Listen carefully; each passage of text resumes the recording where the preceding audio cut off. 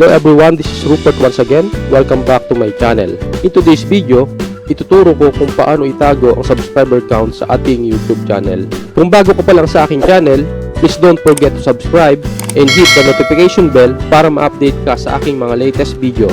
Basically, ang tutorial na ito ay para sa mga baguhang YouTuber or aspiring vlogger na gusto itago ang subscriber count sa kanilang YouTube channel.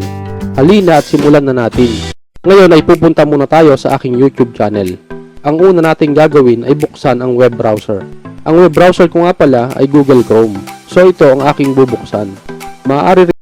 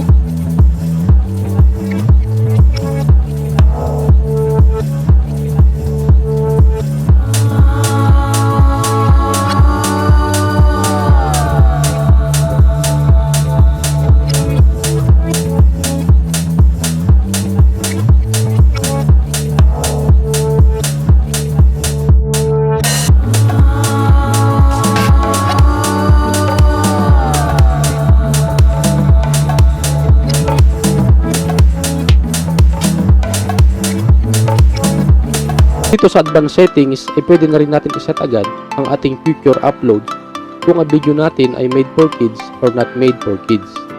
Para sa tuwing mag-upload tayo ng bagong video ay hindi na natin kailangan pa mamili sa mga pagpipilian na yan.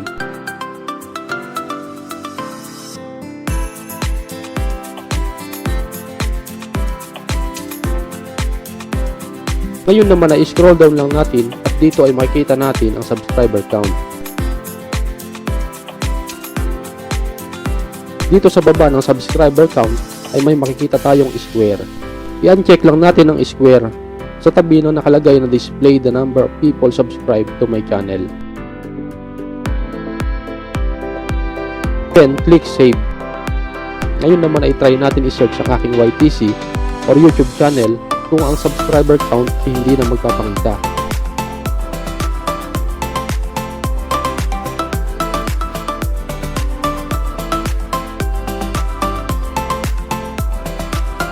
So, ayan guys, success!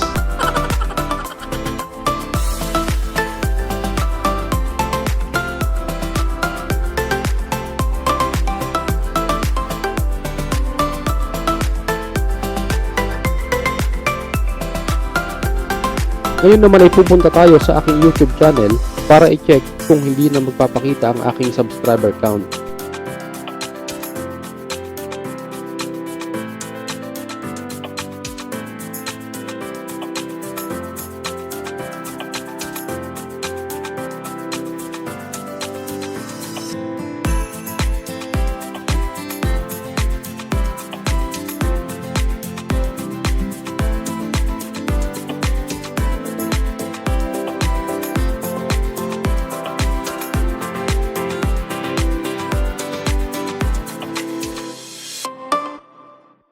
Sana ay may natutunan kayo sa bidyong ito.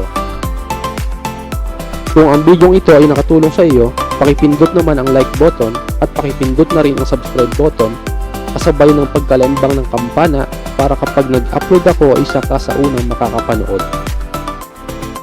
As always, thanks for watching. Hanggang dito na lamang. Hanggang sa muli.